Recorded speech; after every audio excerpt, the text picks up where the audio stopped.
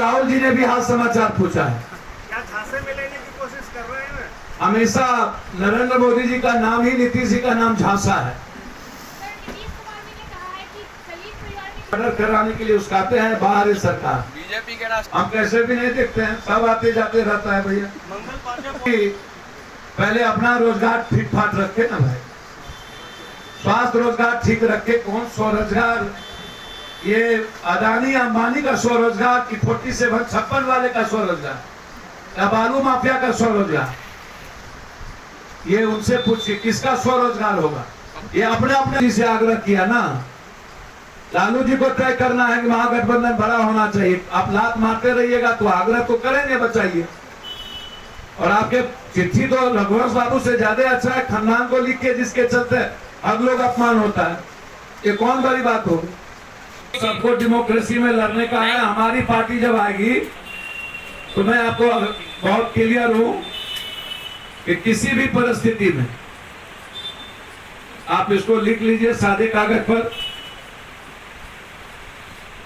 किसी भी परिस्थिति में हम 80% रोजगार को देंगे, तो युवा को देंगे। और हमारी लड़ाई कंप्लीट आईटी इंजीनियर, हमारी जो गोली होगी वो आवाज की होगी, वो विचारों की होगी। रीतलाल यादव को देंगे या नहीं? सबको लड़ने का अधिकार है, बधाई। रोजगार करके कौन कौन रोजगार अपना ढूंढ रहे हैं। अब पूरा घर जला करके कौन कौन घर बचेगा 30 सालों में, तो भगवान जाने। बधाई हो, बधाई बधाई। सब 47, 56, 47 सब बालू माफिया लोग दोनों आदमी को मुख्यमंत्री बनाए, बधाई हो। बिहार बचेगा। मोबाइल कीजिए भैया, फोटोग्राफर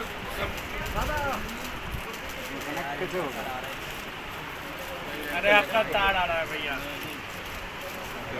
पंजाब केसरी को से भाई यूनुस बाबू आ गए, लेट कर दी। आइए जल्दी आइए।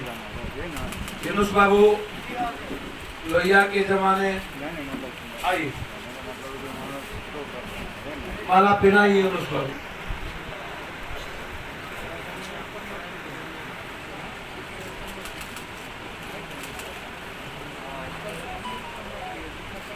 सभी लोग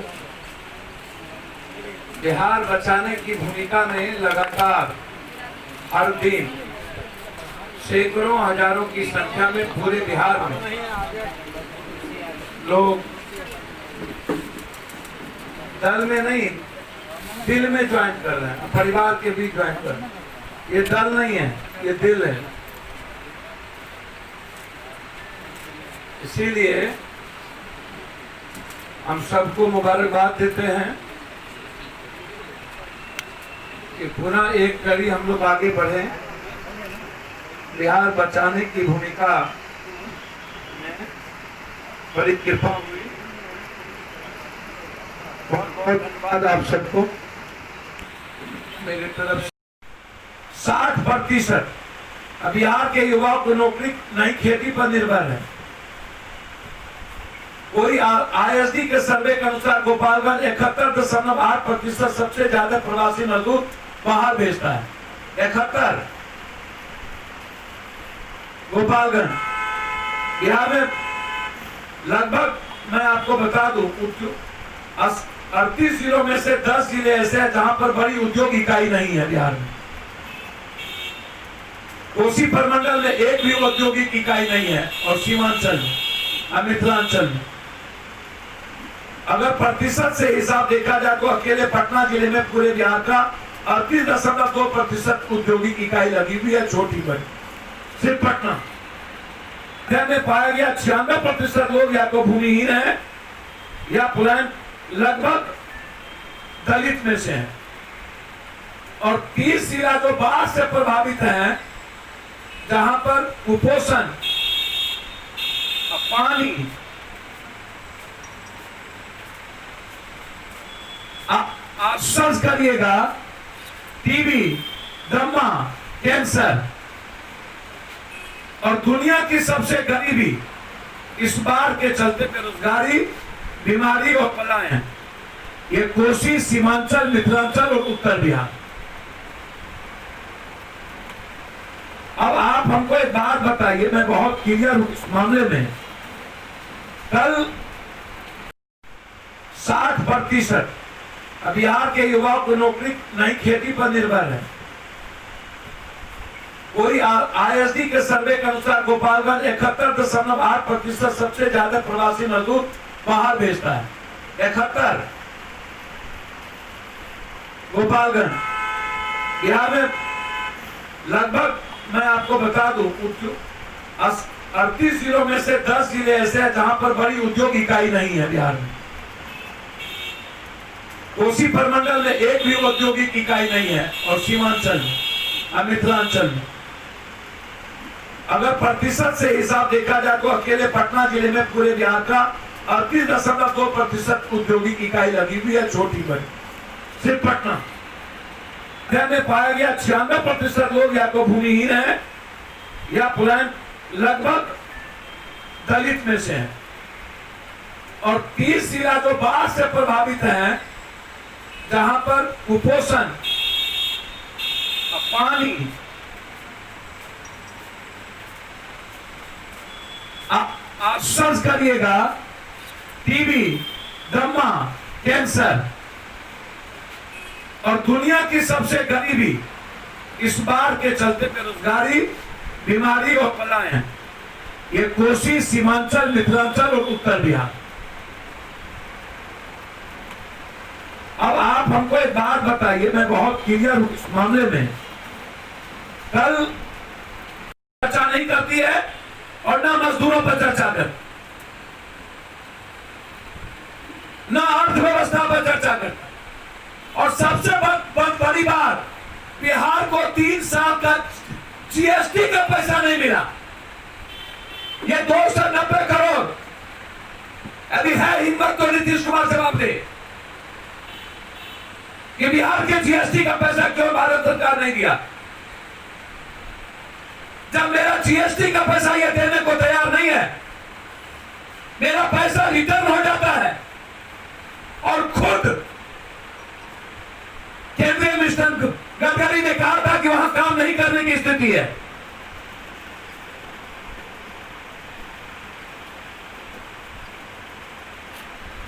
इतना बड़ा ब्लैकमेलर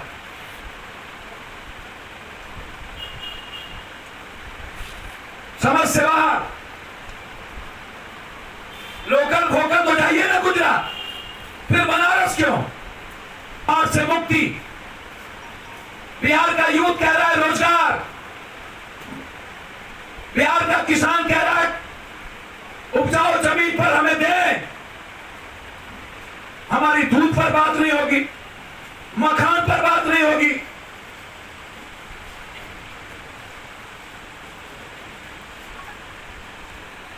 आपको विशेष पैकेज लेने का, 40,000 अतिरिक्त पैसा लेने का, 20 जिले में एक भी छोटी फैक्ट्री नहीं है, तो आप रिजाइन करिए। मोदी जी के भरोसे डॉल्फिन और नल जल, हम आते ही जिस दिन आएंगे सरकार में, नल जल हरियाली यात्रा मनरेगा 2 महीने के अंदर जांच कर जितने घोटाले होंगे नेताओं के घर से पैसा निकालें। बाढ़ और जितना बांध तोड़ा, हाईडैम और फरक्का पर एक बार चर्चा नहीं करेंगे। बाढ़ से मुक्ति और फिश बॉल बनाएंगे हम 1 साल के अंदर पूरे बिहार में। उत्तर बिहार का पूरा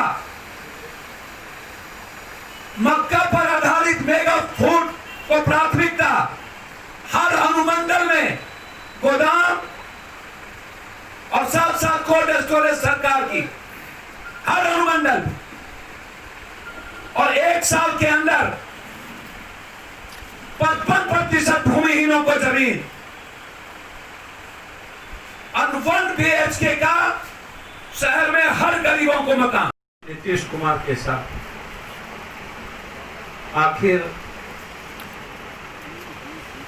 डबल इंजन की सरकार, सुनो आते आते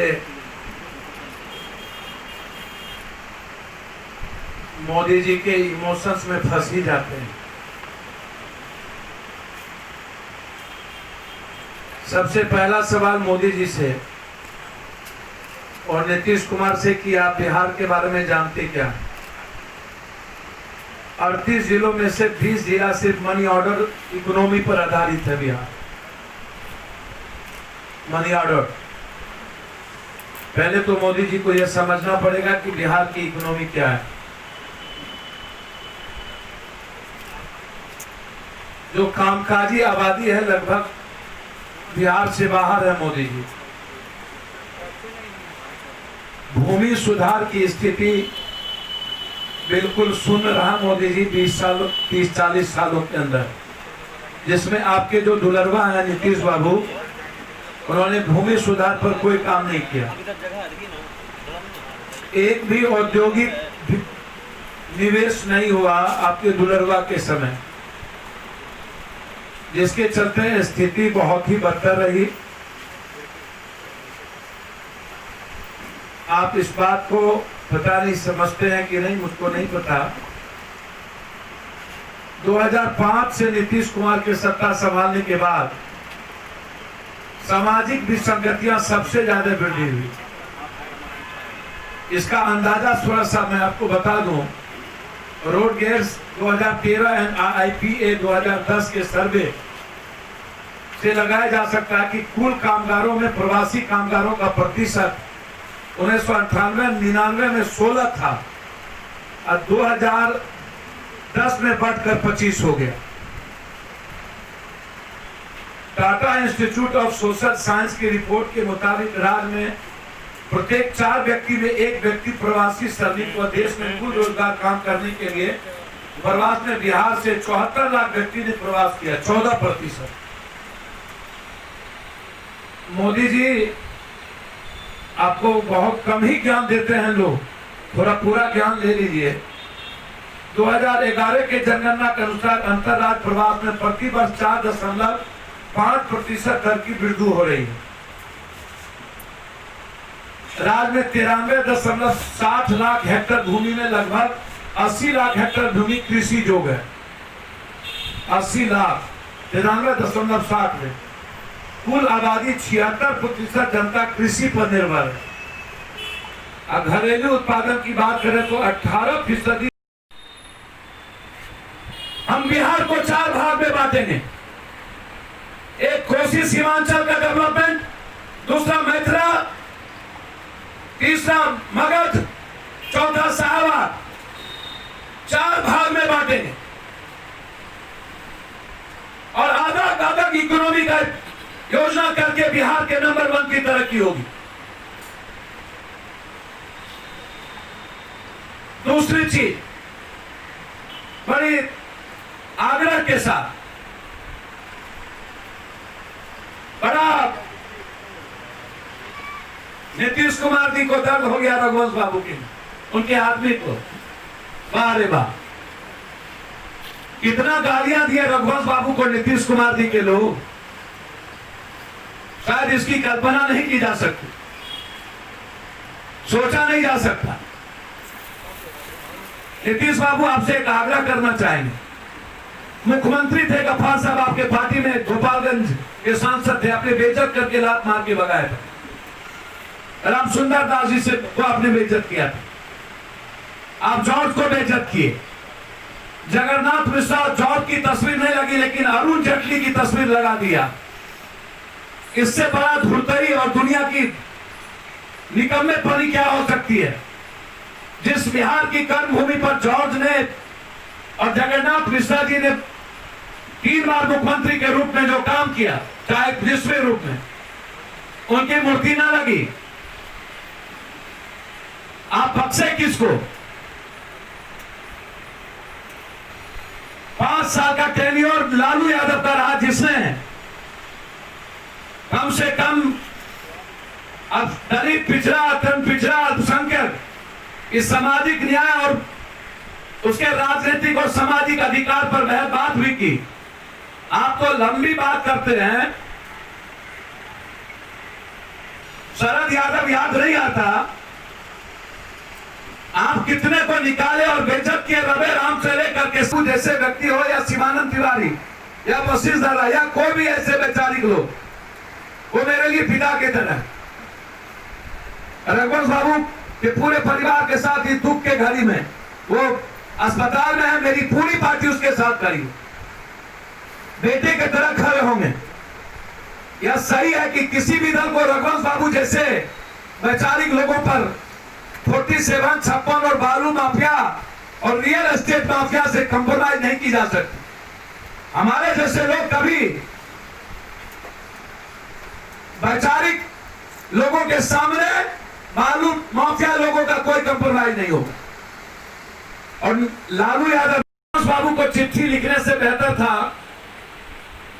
कि आप अपने परिवार को पहले चिट्ठी लिखते और उनको समझाते कि रघुवंश जी, शिवानंद जी, अफलना जी, थोड़ा गोर लगने का संस्कार सिखा देते।